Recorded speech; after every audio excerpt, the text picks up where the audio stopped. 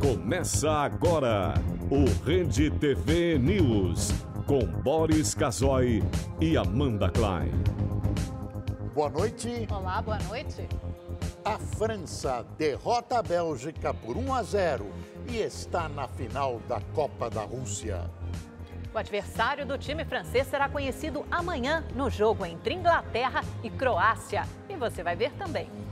A presidente do Superior Tribunal de Justiça nega habeas corpus a Lula. E diz que o desembargador Rogério Favretto não é competente para julgar o caso do ex-presidente. Equipes de resgate retiram os 4 últimos meninos e o treinador presos há 18 dias em caverna da Tailândia. Todos estão hospitalizados e vão ficar isolados da família para evitar qualquer tipo de contaminação. O governo americano não cumpre prazo determinado pela justiça para devolver crianças que foram separadas das famílias de imigrantes ilegais. As principais notícias do Brasil e do mundo, agora no Rede TV News.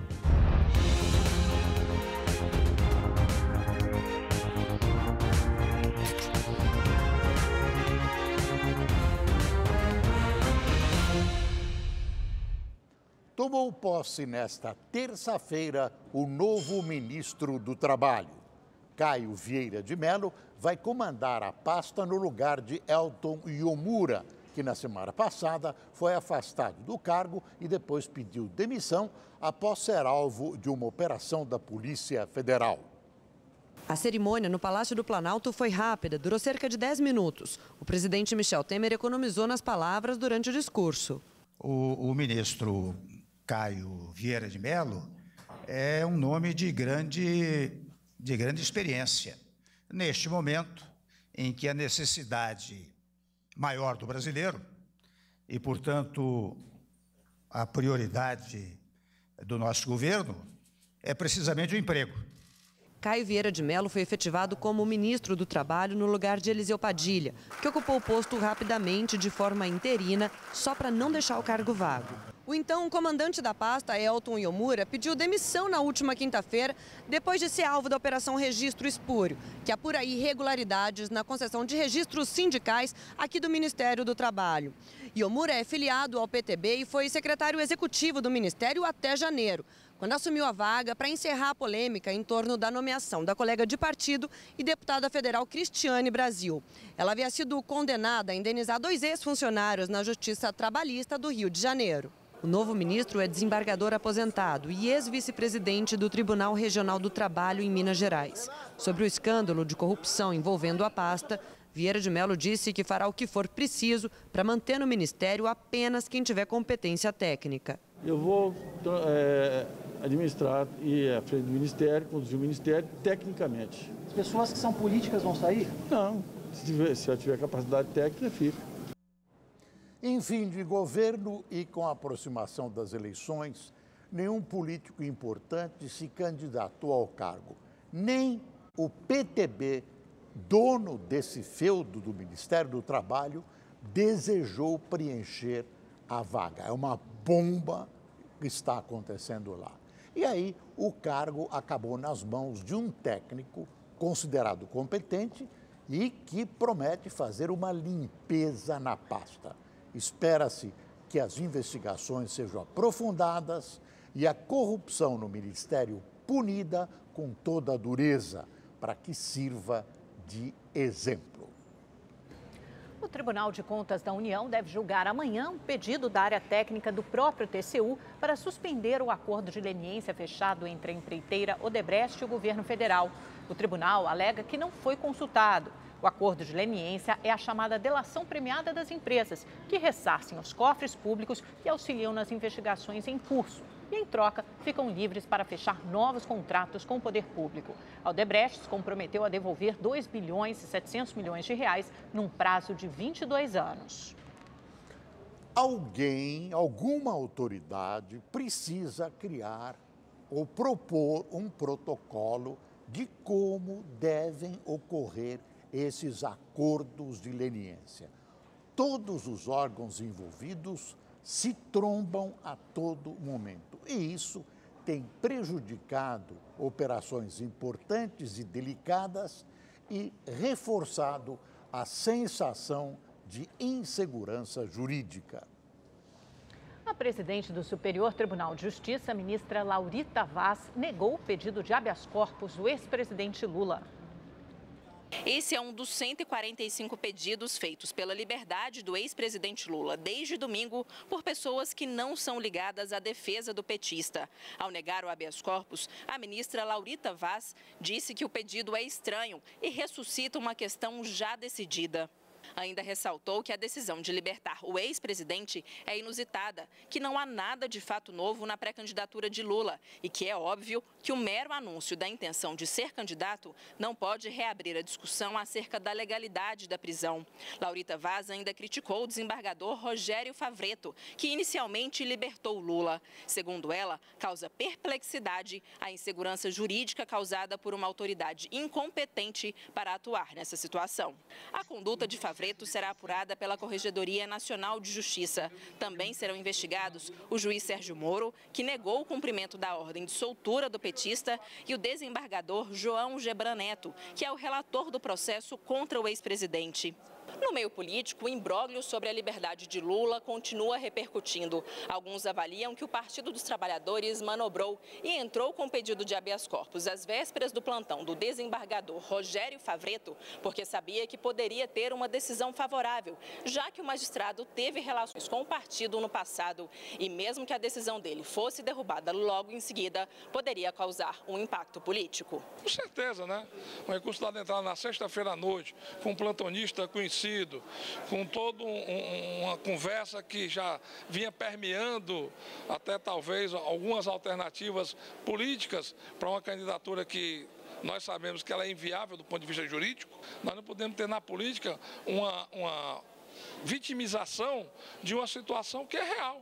Os responsáveis pelo pedido negaram as acusações. Isso não foi decisivo e o fato de o desembargador Favretto estar de plantão estava no site do TRF da 4ª Região, então isso não é informação de cocheira. Em conversa com a reportagem da Rede TV, o deputado federal Paulo Teixeira afirmou que tentam encobrir o erro de um juiz com uma versão falsa. Já o líder do partido afirmou por meio de nota que o objetivo foi soltar o presidente Lula e que a medida foi estudada por vários dias para corrigir uma injusta e arbitrária condenação e que eles não sabiam qual juiz estaria de plantão. Como o noticiário nas últimas horas foi pautado pela questão habeas corpus Lula e os meninos sendo resgatados na caverna, saiu uma piada que corre na internet, um meme, dizendo o seguinte: o marido chega em casa e pergunta para a esposa: querida, o Lula já conseguiu sair da caverna? Os acontecimentos em torno da libertação ou não de Lula acabam dando a indesejável impressão de fragilidade do sistema jurídico. Esperava-se que o desembargador plantonista Rogério Favretto se declarasse suspeito para julgar esse intempestivo pedido de habeas corpus devido às suas notórias ligações com o PT, partido para o qual trabalhou durante bom tempo. E mais um habeas corpus contra a decisão de um colegiado não podia ter acontecido. Uma decisão de um colegiado tem muito mais força que uma decisão monocrática. A interferência do juiz Moro é considerada, no mínimo, polêmica. O ex-presidente do Supremo, Carlos Veloso, acha que Moro cumpriu seu dever e que juiz é sempre juiz 24 horas por dia, mesmo em férias. Felizmente, a presidente do STJ parece ter posto um ponto final na questão, mas continua gritando a dúvida de que até onde pode ir uma decisão monocrática. O episódio trouxe arranhões à imagem da justiça, reforçou a imagem falsa de Lula vítima de perseguição e trouxe mais confusão ao cenário eleitoral. perto das eleições, só há uma certeza: ninguém tem certeza de nada. No Rio de Janeiro, um policial militar foi morto após ser baleado no peito por um tiro de fuzil. Só neste ano, já são 59 PMs assassinados no estado. Inconformados, os familiares e amigos estiveram no Instituto Médico Legal, mas não quiseram falar com a imprensa. Rodrigo Lopes Soares, de 28 anos, estava há 4 anos na corporação e atuava no batalhão de policiamento em vias expressas. De acordo com a Polícia Militar, Rodrigo e um outro PM faziam um patrulhamento aqui na Avenida Brasil na madrugada de hoje, quando foram abordar 2 suspeitos em uma moto roubada. Mas logo atrás estava outro criminoso armado com uma pistola e um fuzil em um carro, dando cobertura aos comparsas. Os agentes foram surpreendidos e houve troca de tiros. Um dos suspeitos morreu e o que estava no carro foi preso e as armas apreendidas. Mas Rodrigo foi atingido no peito e, mesmo utilizando o colete à prova de balas, não resistiu. Com mais essa morte, sobe para 59 o número de policiais militares assassinados somente este ano no estado do Rio. Pelas redes sociais, a PM lamentou a perda do colega. 6 pessoas ficaram feridas em um grave acidente provocado por um motorista embriagado em Belo Horizonte. O carro em que estavam os amigos ficou completamente destruído. O velocímetro marcava 140 km por hora no momento do acidente. De acordo com testemunhas, o veículo invadiu a contramão e bateu de frente com um ônibus. Quem dirigia era Bruno Souza Passali, de 23 anos. De acordo com a polícia, ele admitiu que voltava de uma festa e que tinha consumido bebida alcoólica. Ele foi preso em flagrante por embriaguez ao volante. Também em Belo Horizonte, bandidos colocaram fogo em mais um ônibus na madrugada de hoje. Testemunhas registraram estas imagens logo após o ataque, na região de Venda Nova. De acordo com a polícia, um homem de 20 anos foi preso. Ele teria agido com um adolescente de 16. O motivo do vandalismo seria a apreensão de uma moto em situação irregular que estava com os 2 suspeitos horas antes do ataque.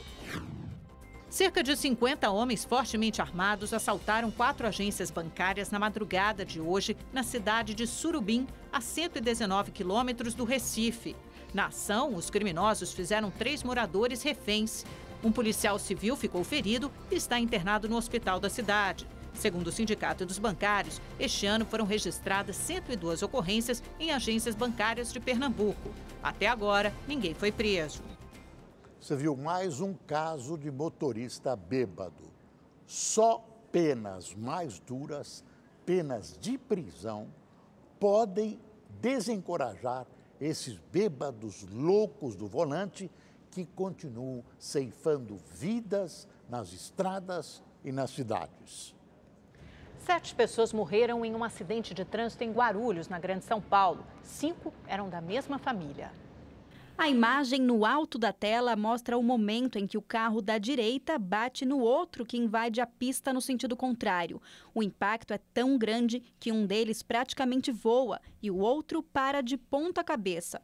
Os 2 veículos ficaram destruídos. De acordo com testemunhas, o carro branco já vinha em alta velocidade ali daquela descida, cortando outros veículos. E ao chegar nesse ponto aqui, o motorista perdeu o controle, invadiu a contramão e atingiu de frente o carro vermelho, que capotou e ficou destruído. Ali ainda restam algumas marcas do acidente. No carro branco estava o casal Josiane Maria Cavalcante, de 38 anos, e Carlos Roberto Holanda de Freitas, de 45. Os 2 morreram no local. O carro vermelho estava superlotado, com 7 pessoas. 5 da mesma família morreram.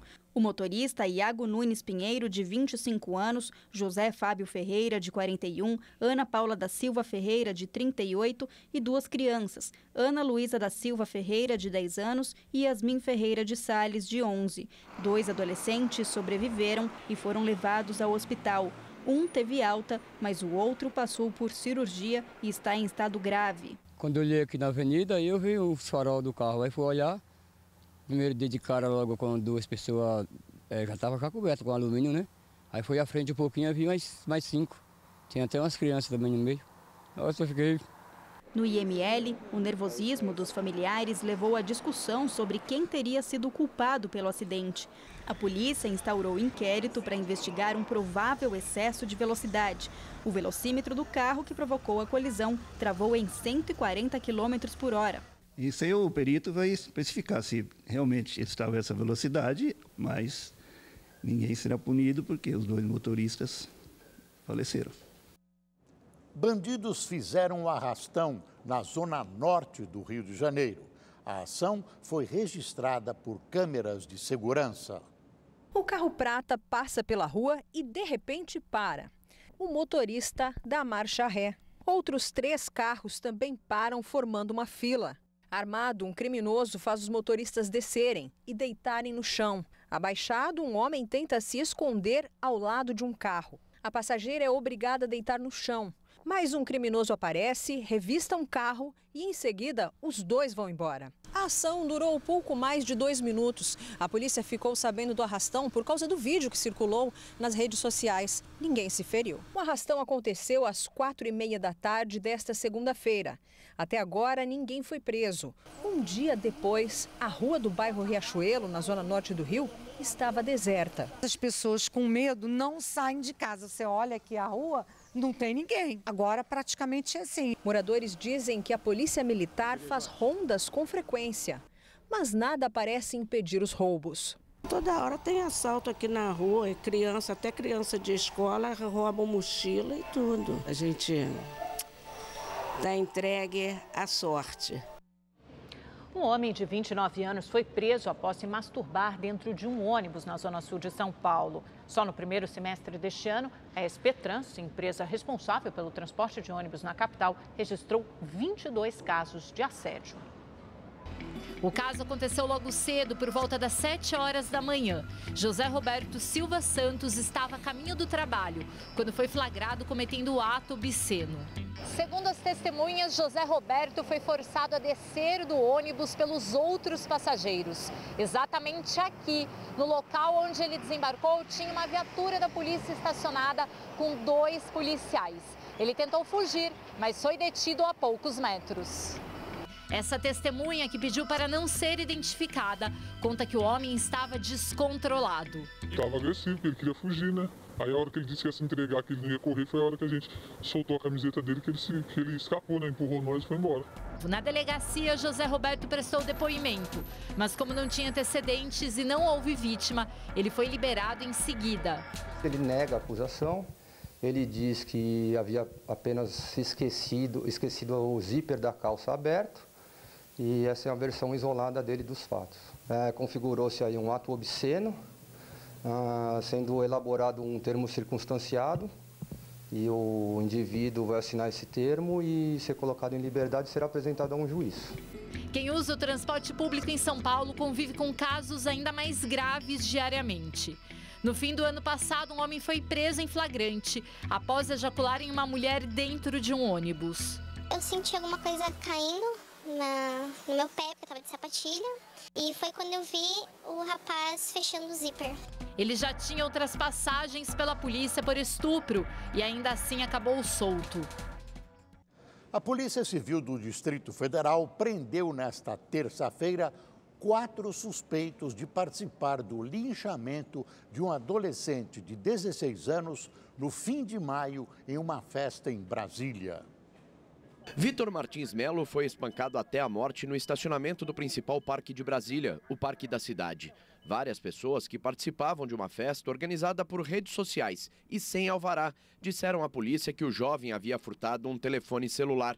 Mas o delegado responsável pelo caso contesta a versão dos suspeitos. A polícia também cumpriu mandados de busca e apreensão em 9 residências diferentes para tentar achar os pertences de Vitor. Acabou encontrando armas brancas, como canivetes e facas.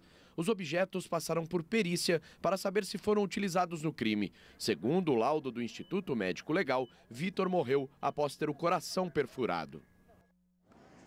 Não se pode fazer justiça com as próprias mãos. Aliás, isso é fazer injustiça com as próprias mãos. Isso é crime e esse pessoal, todos criminosos, precisa ser punido duramente na forma da lei. Um bebê de 5 meses foi internado em estado grave no interior de Minas Gerais após sofrer um acidente dentro de uma creche. O caso aconteceu na cidade de Poços de Caldas. Após ser deixado pela mãe no berçário da creche municipal, o menino foi colocado em um carrinho sem o cinto de segurança.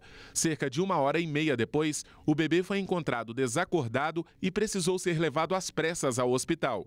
Segundo o boletim de ocorrência, o bebê teria escorregado e por isso ficou com o pescoço preso na grade de proteção do carrinho. A creche contesta essa versão. As funcionárias alegam que a criança teve um mal súbito. Nós não temos como apontar nenhuma pessoa ou pessoas que sejam responsáveis pelo episódio que aconteceu.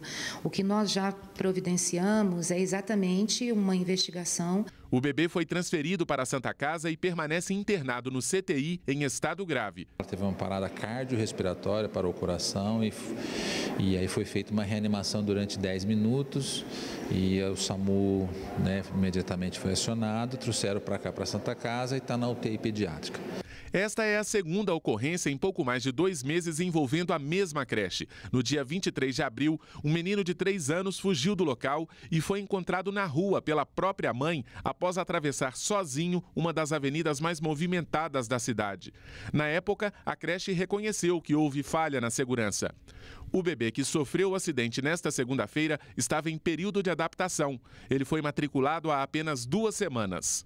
Nós sempre vamos acreditar na infeliz coincidência, porque a orientação que é passada para todas as unidades e que as próprias coordenadoras passam para suas equipes é sempre de manter a segurança máxima possível para as crianças. Um homem foi baleado e morreu em uma tentativa de assalto no centro de São Paulo.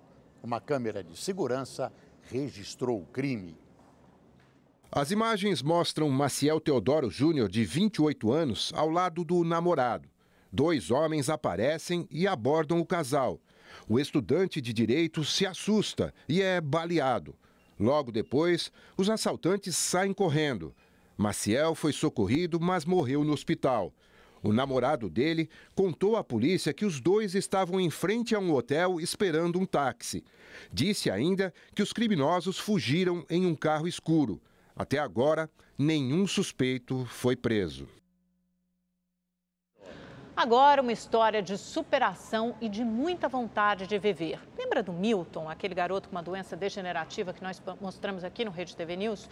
Pois é, depois que contamos essa história, uma telespectadora doou o equipamento que ele precisava e, finalmente, ele pôde voltar para casa. Foram dias de luta e nós, claro, acompanhamos tudo.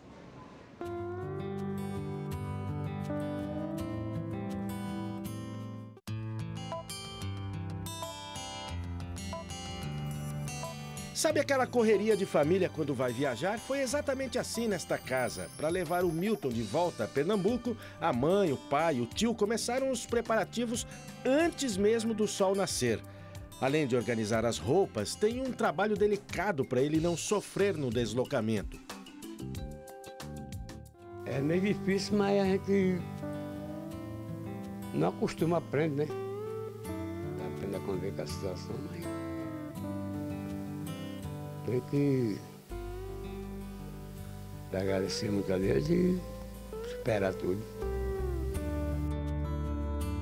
Milton veio com a mãe a São Paulo em outubro do ano passado para visitar o pai e o irmão, que sofre a mesma doença degenerativa.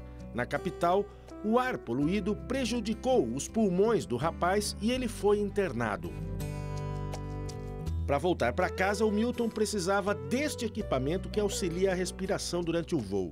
O Rede TV News mostrou o drama da família e uma telespectadora doou o aparelho.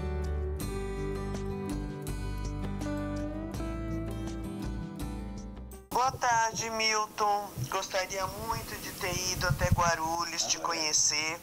Eu soube da sua história através da Rede TV. Fiquei muito emocionada com a sua história e quis te ajudar a você voltar logo para casa. Espero que sua viagem seja ótima, que rápido você já tá aí, que você esteja entre seus familiares. Um abração, tudo de bom para você, para sua família e até breve. Graças ao gesto de solidariedade, Milton embarcou rumo ao Recife. sou muito grata a vocês. E obrigado. Que Deus abençoe, né? Vocês e a minha viagem agora, em nome de Jesus.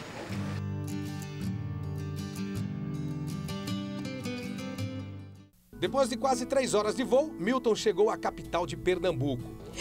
Da luta. Mas graças a Deus meu filho sobreviveu.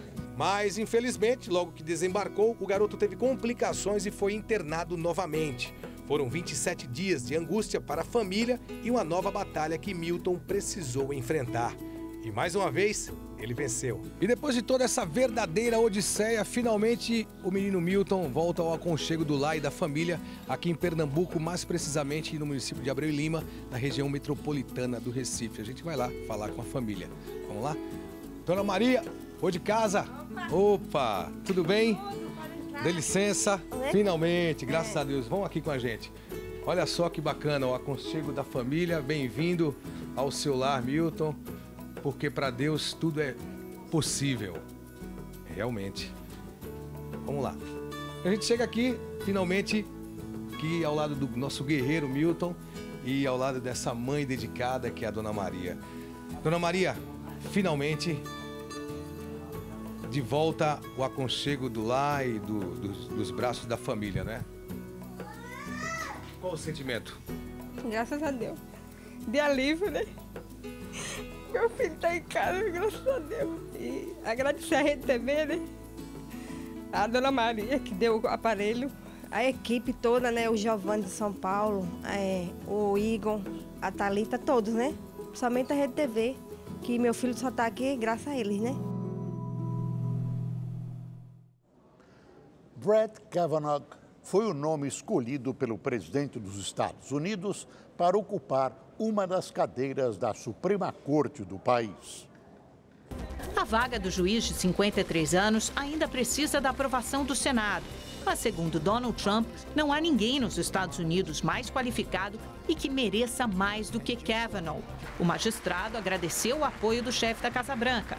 A oposição já deixou claro que pretende barrar a nomeação do indicado de Trump. No Reino Unido, Charlie Rowley, envenenado há 10 dias, recuperou a consciência hoje, mas ainda está em estado crítico. Ele e a mulher, Dawn Sturgess, foram encontrados inconscientes em casa na cidade de Amesbury. Dawn não resistiu e morreu no domingo. O agente nervoso é o mesmo usado contra o ex-espião russo Sergei Skripal e sua filha Yulia em março. Os dois sobreviveram e o episódio gerou uma crise diplomática, já que o governo inglês acusa a Rússia de ser a responsável. O novo membro da Suprema Corte não poderia deixar de ser um conservador escolhido por Trump. E na Suprema Corte americana, o cargo é para toda a vida. É vitalício, ao contrário do Brasil, onde o juiz, o ministro escolhido, se aposenta aos 75 anos. Uma pessoa morreu e 19 ficaram feridas na queda de um avião perto do aeroporto de Wanderboom, em Pretória, na África do Sul. As autoridades trabalham no resgate dos passageiros. Ainda não se sabe o que pode ter causado esse acidente.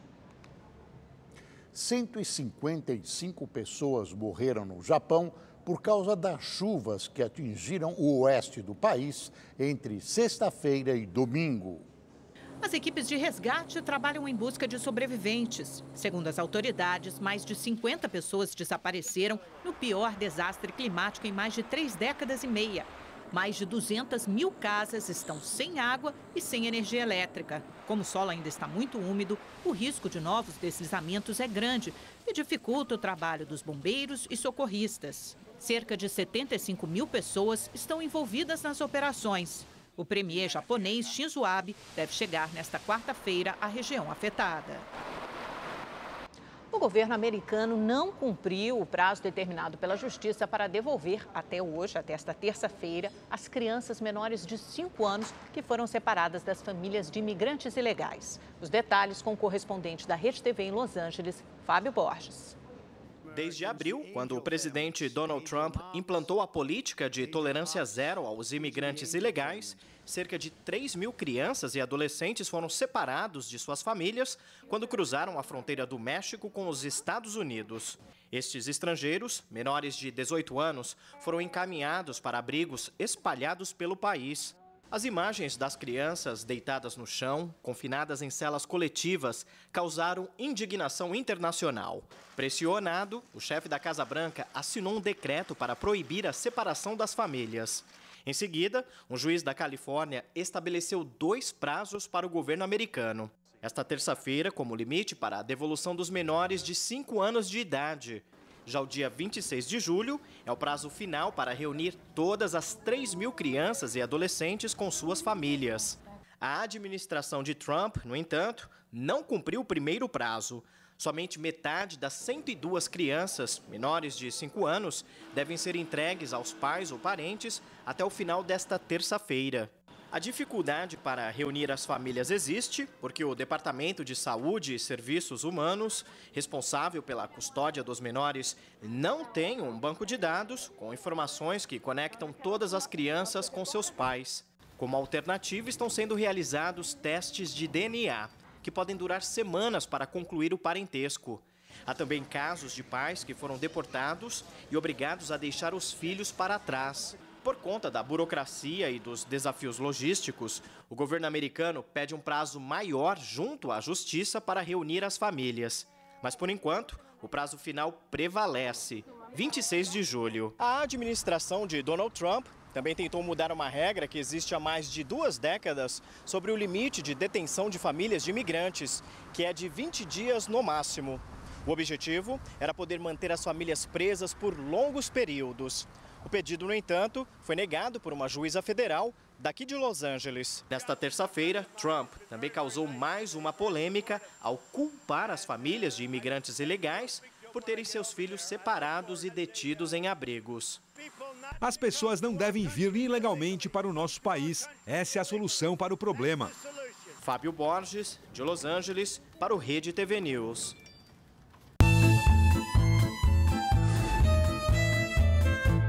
Aqui em São Paulo, quem acompanhou a festa da torcida francesa foi o repórter Fernando Navarro. Semifinal da Copa do Mundo e a gente veio acompanhar esse primeiro jogo entre França e Bélgica. E a gente veio nesse bar francês, o bar tá lotado. A gente vai conversar com alguns franceses. Fala um pouquinho pra mim, você acha que o resultado desse jogo, qual que vai ser, Christian? Bom, eu acho que a França vai ganhar, mas vai ser um jogo muito difícil. Porque a Bélgica é um time muito forte, então eu acho 3-2 para a França. Fim do primeiro tempo, 0-0, um jogaço. O fato é que a França terminou muito melhor esse primeiro tempo. Vamos conversar com os franceses aqui. Pessoal, posso atrapalhar vocês aqui? E aí, o que vocês acharam do primeiro tempo? Eu achei o primeiro tempo, na verdade, bem apertado entre os dois times. Eu acho que a Bélgica está colocando bastante pressão, mas eu não duvido que a França vai conseguir colocar um gol. Basicamente é isso.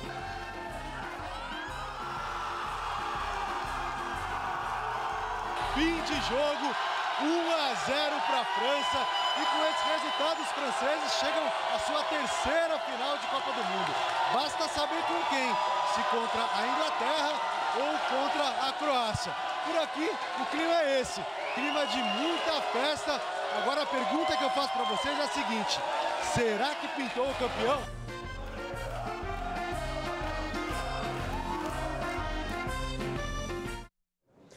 Os jornais pelo mundo repercutiram a classificação da França para a final da Copa da Rússia. Na França, uma equipe mostrou orgulho, irresistíveis. Na Bélgica, a manchete foi simples. Diabos Vermelhos não chegam à final da Copa do Mundo após derrota por 1-0 contra a França. O argentino Olé sugeriu: prepara o champanhe. O Corriere dello Sport, da Itália, estampou em sua manchete: a França voa para a final. Um titi faz a Bélgica chorar. Na Espanha, o AS disse: um titi abre a porta da final. E o outro finalista da Copa da Rússia será definido amanhã. Inglaterra e Croácia disputam a tão sonhada vaga. Os ingleses querem quebrar um tabu de 52 anos para chegar à grande decisão. Mais informações com a correspondente Érica Abreu. Olhando assim, nem parece que Harry Kane e companhia estão poucas horas de uma decisão. É tanta felicidade por voltar à semifinal de uma Copa depois de longos 28 anos que um simples frango de borracha garantiu muitas gargalhadas no último treino antes da partida contra a Croácia. Os ingleses vão para o duelo com força máxima. Destaque para Jordan Henderson, uma espécie de amuleto. Com o volante em campo, o English Team não perde há 30 jogos. Mas o técnico Gary Southgate faz questão de lembrar que a importância do camisa 8 vai além da função de talismã. Henderson foi subestimado por muito tempo. É um jogador excepcional. Nessa temporada, a qualidade dele atingiu outro nível.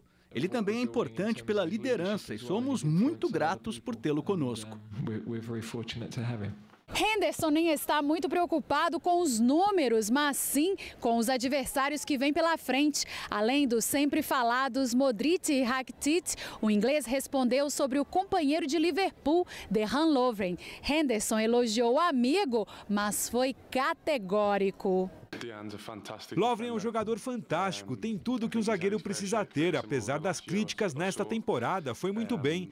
Nós somos muito próximos e desejo a ele tudo de melhor, mas espero que amanhã seja o fim da Copa para ele. Ao contrário do colega inglês, Lovren apareceu de cara fechada na coletiva, como de costume, e deu uma resposta atravessada quando perguntado sobre Harry Kane. O mau humor tem explicação. O craque do Tottenham marcou 2 gols e deu uma assistência na goleada por 4-1 sobre o Liverpool nesta temporada. Em um contra-ataque, Lovren falhou e Kane deixou o som na cara do gol. Mas lembranças para o zagueiro croata. Esse jogo é completamente irrelevante. Por que você não me pergunta das vezes que joguei bem contra o Kane? Você fez questão de perguntar sobre a única partida ruim que fiz.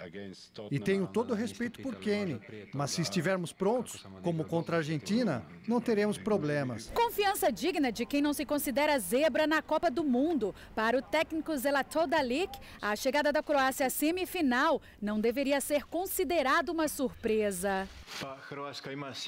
A Croácia tem ótimos jogadores em grandes clubes da Europa. É verdade que não conseguimos resultados importantes nos últimos anos, mas esta é a chance de entrarmos para a história. O fato de termos jogadores em grandes clubes como Real Madrid e Barcelona mostra que temos qualidade. De Londres, Érica Abreu para o Rede TV News.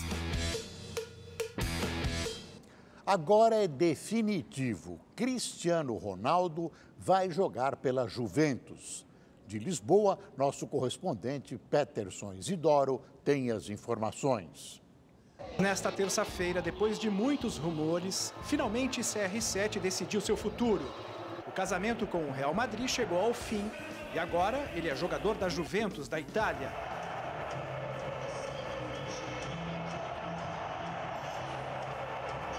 Em sua página oficial, o clube espanhol confirmou o acordo com o atual campeão italiano, agradeceu o português e fez questão de destacar os grandes feitos dele com a camisa do time. Em Madrid, o atacante conquistou 16 títulos em 9 anos, entre eles 3 Liga dos Campeões, e foi eleito 4 vezes o melhor do mundo, marcando 451 gols. Alguns antológicos, como este na semifinal da Liga deste ano, contra a própria Juventus em Turim. Cristiano Ronaldo também foi para a internet e, no comunicado, agradeceu o apoio dos torcedores, dizendo que o tempo que passou no Real foram os mais felizes de sua vida. E os conterrâneos aqui em Portugal, o que acham dessa mudança? O Ronaldo é único e vai provar que vai continuar a ser o melhor do mundo. Em termos físicos parece que está muito bem, parece que é um jogador de 20 anos. Acho que ele tem todas as condições para continuar o sucesso que teve em Madrid. Este será o 4º clube na carreira de Cristiano Ronaldo, que começou aqui no Sporting de Lisboa.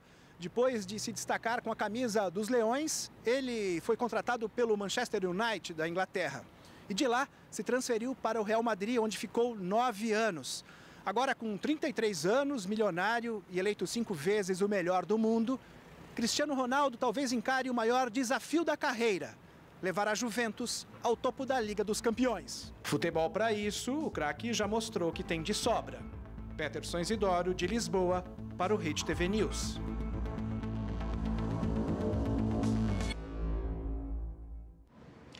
O resgate dos javalis selvagens, o time de futebol que ficou preso em uma caverna na Tailândia, comoveu o mundo e os jogadores que participaram da Copa da Rússia. Veja só.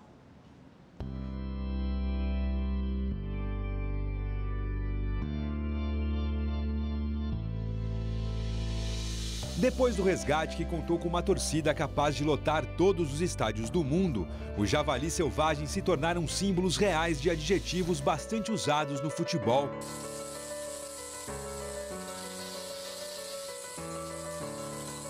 Eles foram guerreiros, heróis, tiveram força, lutaram e superaram limites.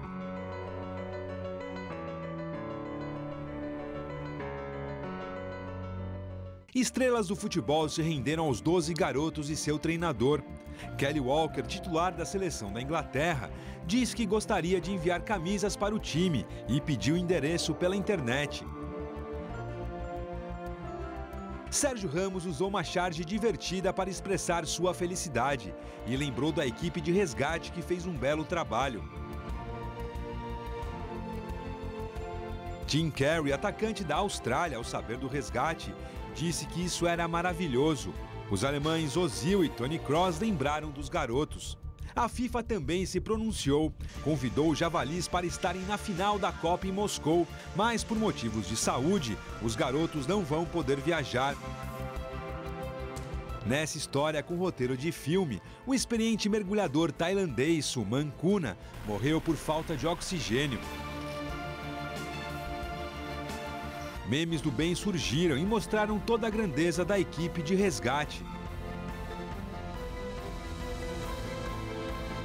Depois dessa, jogar futebol ficou fácil, não ficou?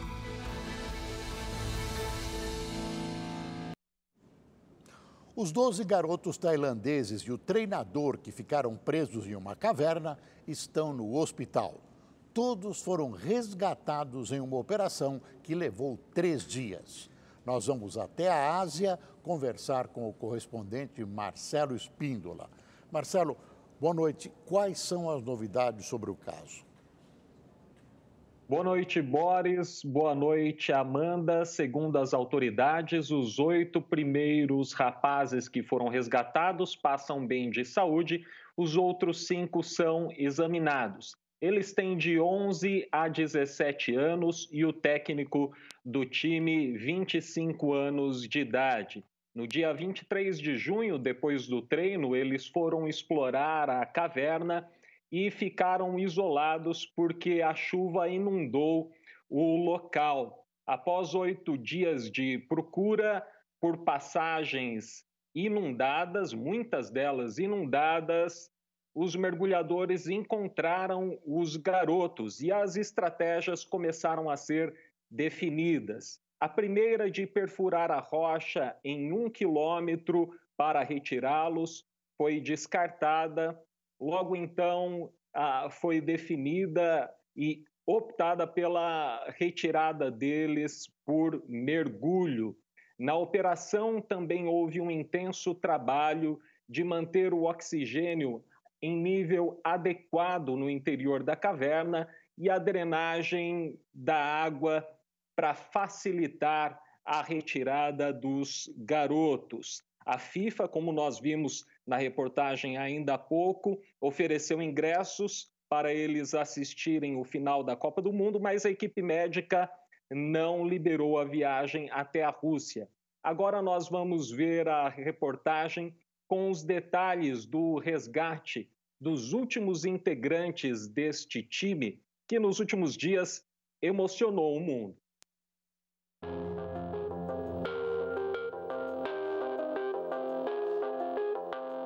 Esta foi uma das últimas imagens divulgadas pela Marinha tailandesa antes da retirada dos 5 jovens que ainda estavam no interior da caverna.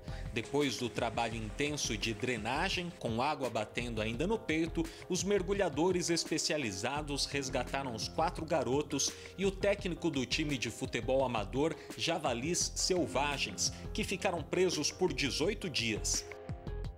Nesta terça-feira, por volta das 8h30 da manhã, horário de Brasília, a movimentação dos helicópteros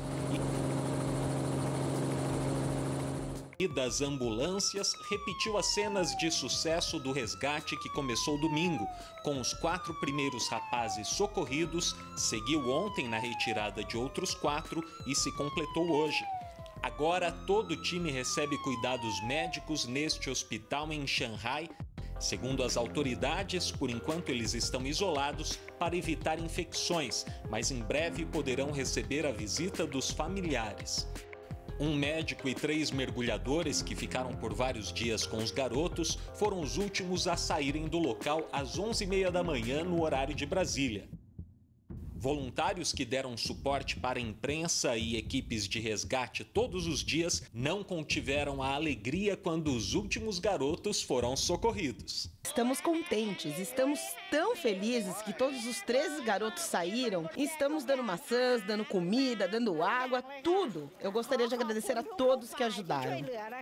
Esta é a maior operação de resgate em caverna na história da Tailândia. Uma força-tarefa que uniu 40 mergulhadores de elite da Marinha tailandesa aos 50 mergulhadores especializados de outras nações. Custou a vida de Samangunan, um mergulhador tailandês que morreu enquanto ajudava no abastecimento de oxigênio e mobilizou a atenção do mundo todo. O trabalho que alcançamos aqui, acho que é em parte porque temos o poder do amor, o poder de amar uns aos outros. Todos enviaram isso para as 13 pessoas, encorajando todos os oficiais para o trabalho. A lição que aprendemos, eu quero ver o mundo amando um ao outro. Eu quero ver a Tailândia amando um ao outro como que realizamos hoje. Segundo as autoridades que comandaram as operações, oficialmente o trabalho está previsto para ser encerrado amanhã, quando alguns garotos devem ser entregues aos pais. Marcelo Espíndola, de Macau, para o Rede TV News. Chegou a hora da previsão do tempo para amanhã em todo o país. A Luciana Camargo está de volta. Olá, boa noite. Um sistema de alta pressão que está sobre o Uruguai está espalhando ar frio para o sul, sudeste, centro-oeste e também norte do país. Esse ar mais frio se encontrou durante a madrugada com muita umidade que estava sobre a Serra Catarinense, aí não teve jeito. Nevou por lá, olha só, os flocos de neve caindo na Serra Catarinense. Os pontos mais altos da serra amanheceram branquinhos assim, com uma cobertura de neve, nem as placas de sinalização escaparam. Olha só, o pessoal brincando com elas. Pelo menos 5 cidades registraram temperatura abaixo de 5 graus e neve. Foi o primeiro registro de neve na Serra Catarinense, neve acumulada nesse ano. Para amanhã não há previsão de neve não, só de geada, como a gente vê no mapa, olha só. Em toda essa área cinza que cobre a Serra Catarinense e a Serra Gaúcha, previsão de geada ao amanhecer. O sol vai predominar nos 3 estados, só no leste catarinense, que a gente vai ter um pouquinho mais de nebulosidade, mas não vai chover por lá não. Sudeste do país. Por aqui, chove a qualquer hora do dia. No Espírito Santo, parte do Rio de Janeiro, também pancadas de chuva nas praias fluminenses e paulistas. Nessa área em laranja, pode ser que no máximo garoe, uma chuva mais fraquinha. E no mais é o sol que vai predominar. Falando em sol, lá no Nordeste ele também vai ditar as regras no interior da região, mas ainda há previsão de pancadas de chuva para a faixa norte e para a faixa leste. Na área mais escura, desde a Paraíba até o Sergipe, também uma chuva mais intensa, mais frequente nessa quarta-feira.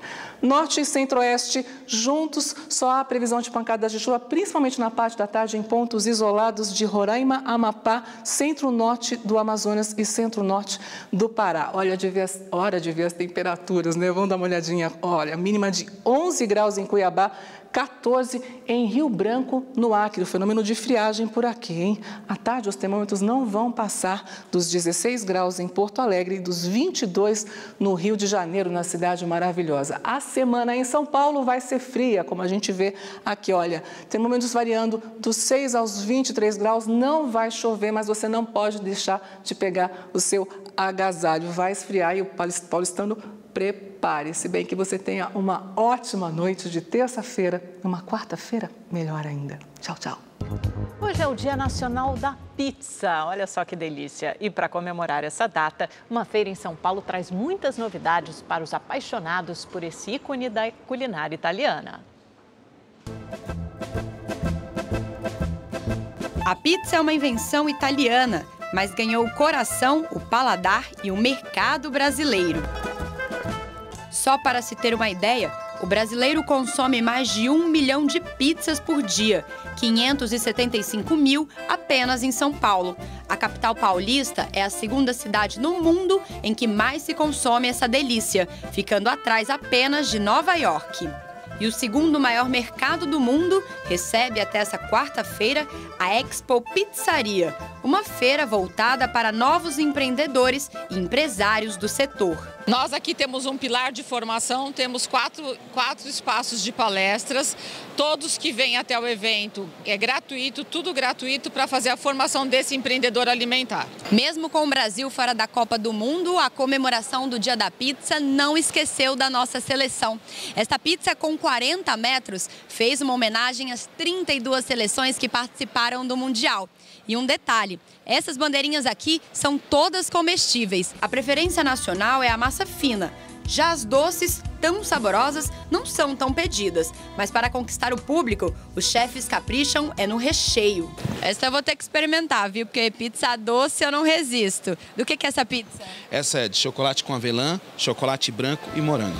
Vamos ver se está bom mesmo?